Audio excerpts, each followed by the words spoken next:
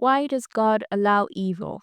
If God is good, then why is there so much evil in the world? Wars, pain, injustice, disease. It's a question people whisper in hospital rooms. It's cried out at gravesides. Honestly, it's one of the biggest reasons some people walk away from faith entirely. But here's the thing, this isn't a new question. Even the Bible wrestles with it. And one of the clearest stories we have is the story of Job. Hey everyone, welcome back. Today we are not sugarcoating anything. We are asking the raw, uncomfortable question: why does God allow suffering? And to get there, we're going to look at Job, a man who had everything, then lost everything. And maybe, just maybe, we will find some answers for our own lives too.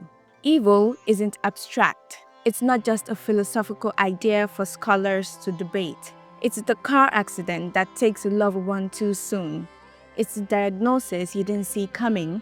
It's betrayal, heartbreak, injustice. We feel it in our bones.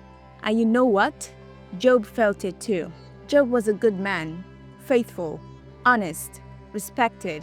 He loved God, and then, out of nowhere, his world collapsed. His children died. His wealth vanished. His body was covered in sores. His friends told him, "You must have done something wrong." But Job knew he hadn't, so he cried out, "Why, God? Why me?" And here's the part that messes with us.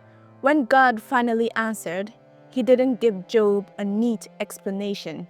Instead, he pulled back the curtain on his greatness. He reminded Job that his wisdom and power go far beyond human understanding. And in that moment, Job realized something profound. He didn't need to understand everything in order to trust God. Here's what I take from it. Evil exists because the world is broken. But God doesn't just sit back and watch. It takes the very things that crush us, and somehow, in ways we can't always see, it brings good out of them. Think about it.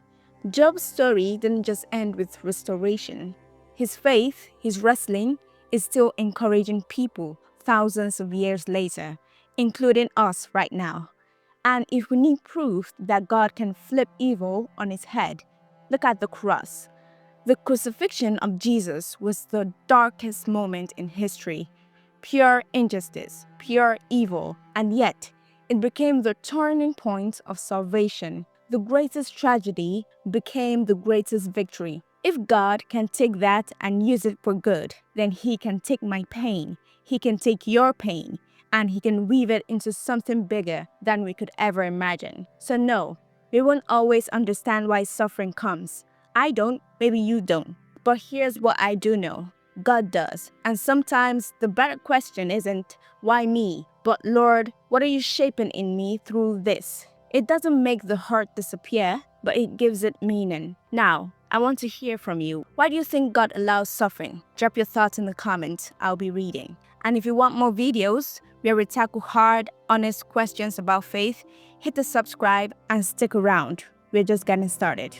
God bless you.